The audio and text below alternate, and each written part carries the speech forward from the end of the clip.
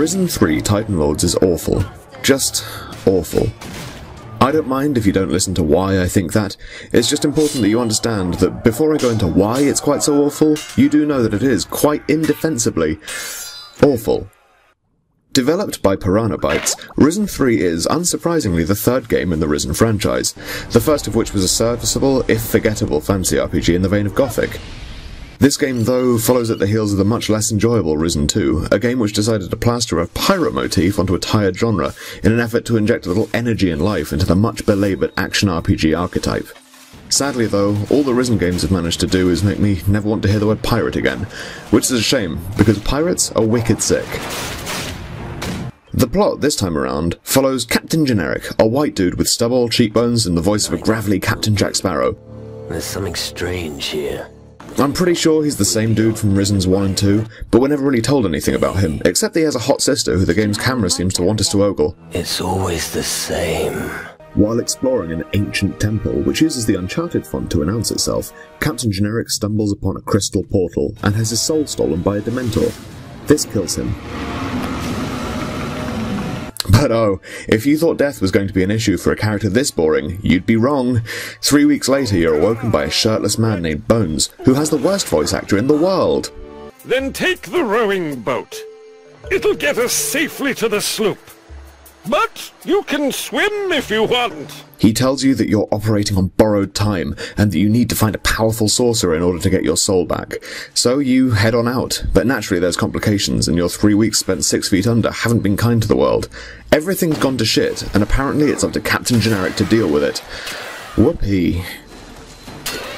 The game plays like Risen 2, which isn't a good thing. The box claims that freedom of choice is the name of the game here, but it's almost immediately clear that you're playing the way the game wants you to play, whether you like it or not. There's a few boring islands to visit where you'll meet boring people who want you to complete boring quests for boring reasons. The combat too is boring, but, you know, at least that's in keeping with the theme, I guess. You've got a chargeable attack button that swings your sword, a secondary weapon slot which is mostly used to shoot monkeys in the face, and a dodge roll. Aside from this, there's very little else in the way of innovation, with the possible exception of a re-implementation of crystal magic from Risen 1. This allows you to become a powerful mage. Sort of. But is mostly used to turn into a parrot, which is kind of the best bit of the game. Graphically, the game is littered with issues. Even if you ignore the fact that everything has the look of a Second Life pirate sim, one cannot overlook the plethora of glitches that are immediately apparent, even in the more scripted cinematic areas of the game. There's a lot of screen tearing and frame rate issues, even taking advantage of the really horrible and obvious model and geometry swapping. It's completely abhorrent, even by the standards set by the already ugly previous Risen games, and sometimes these issues actually begin to infringe on the gameplay. In Risen 3, every time you kill an enemy, there's a noticeable quarter second or so of lag. I don't know what causes this, and I wouldn't care to speculate, but in big fights when you're killing a lot of enemies, the stuttering becomes incredibly noticeable, and is very, very off-putting. There's no real excuse for a game to look as ugly as this and to perform as badly as it does. Maybe if it was rendering something genuinely impressive to look at, but this game is ugly. Bad models, weird floaty mocap, and lazy texturing to the point where 2 pairs of trousers share not only the same model, but also the same creases and stitching. You're charging full retail price for this Piranha Bytes. What is the excuse for recoloring your own art assets? It's just embarrassing. The game's audio is just as shoddy. A forgettable soundtrack filled with uninteresting pirate fantasy tunes which are often played at incredibly unfitting times. They either drown out or undercut the dialogue, and it just makes everything feel unpolished. There's honestly not much else to say about it.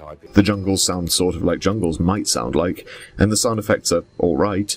It's just there's nothing particularly memorable about any of it. You let me beat the living daylights out of you, and as compensation, I'll buy silverware off you at a premium price. Where Risen really fails, though, is as a role-playing game. The menus are weird and ugly, and nothing feels quite right. Equipping gear, distributing stat points and leveling, and all of the loot and crafting are all there, but everything feels a little disjointed. It could be the unintuitive controls which require you to spider your hands around your pad every time you open the radial menu.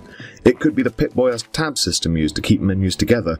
It could be that your character floats in an inky void staring dead-eyed into the middle distance. I'm not sure what it is. All I know is that every time I had to open the menu, I groaned a little, because the experience was more painful than it was fun.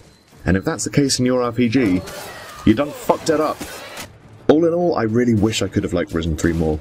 I didn't play it that in depth, but what I did play made me want to go out and do other less painful things, like single-player Russian roulette. The game may very well get good after the first 4, 5, maybe even 6 hours, but from what I played, I kinda doubt it. Even if it does though, I'm not really one for delayed gratification. You don't eat a shit sandwich because it comes with a free souffle when there's souffle readily available elsewhere without the whole shit sandwich affair to deal with. 2 out of 8. Sorry, Piranha Bytes. That was him again. The ghost captain. As always, if you've enjoyed this video, then please don't hesitate to click those like and subscribe buttons. You can also find us on Twitter at twitter.com/thekillerbits and on Facebook at facebook.com/thekillerbits. I should also disclaim that some of the performance issues that I noticed in the game might have been because I was playing it on the Xbox 360. Thanks for watching, guys. Bye!